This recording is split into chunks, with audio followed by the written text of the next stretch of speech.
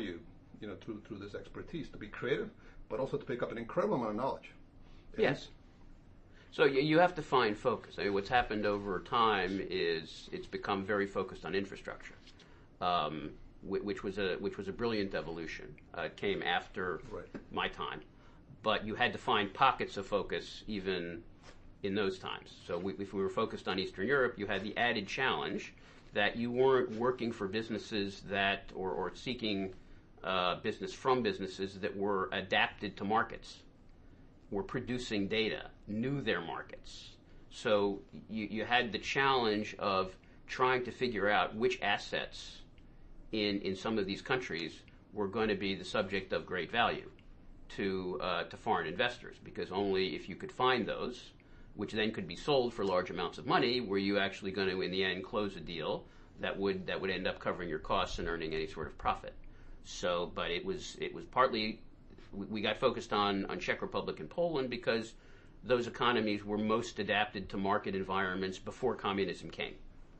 They were also very close geographically to market environments, so those assets were naturally, therefore, going to have value. And you could even see the change if you go 50, 100 kilometers further east. It becomes harder and harder to find something of particular value. So it was a challenge to find the elephants to hunt for. Then it was also a challenge to get IFC's industry expertise to work with us.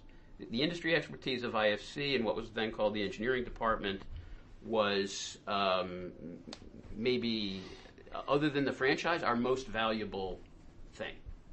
You didn't have that really on Wall Street, but you needed these people who could look at assets in their current state and understand from an industry perspective what might actually be done with them.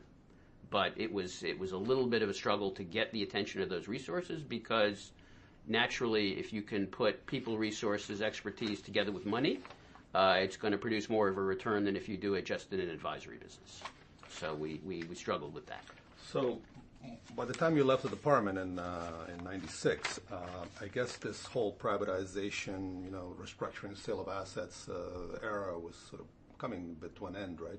Not that everything had been privatized, but I mean, I remember being there in Latin America. It looked like it was drying up, and there was even talk about whether the department would be closed down because what were we going to do? You're right that we found this kind of way to go towards this infrastructure focus, and essentially what emerged then also a few years later was this sort of concept of PPPs, and in particular the greenfield PPP. So now you're no longer going after the existing assets and privatizing them or concessioning. Well, we're still doing a fair amount of concessions, but we were not privatizing fully anymore, and we were mainly doing greenfield projects, and that seemed to be quite a lot of demand for that. So all of a sudden we found ourselves in a new niche that we're still in it for a good 20 years. So it looks like this department now could go on.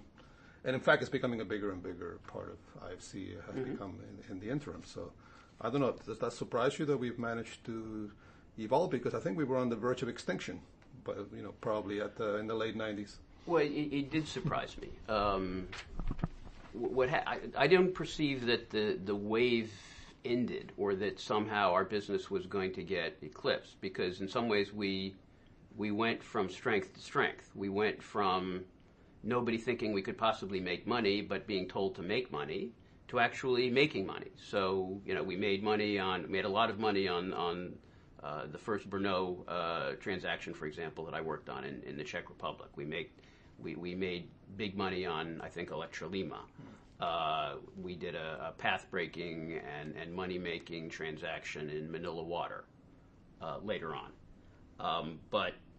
And then we did Kenya Airways, which was remunerative and quite path-breaking in Africa. We actually won a World Bank group-wide award that year.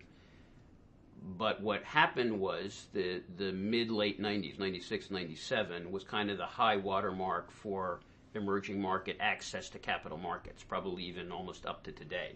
We did more B loans than we did A loans in 96, 97. But as we became more successful, we got a lot of complaints from Wall Street and other quarters that we were competing with them. And they were also complaining about financing deals that they thought IFC was taking away. So CFS kind of became, in a way, the sacrificial lamb. Lindbeck came and pretty much said, yeah, I'm clipping your wings. You can't do a lot of the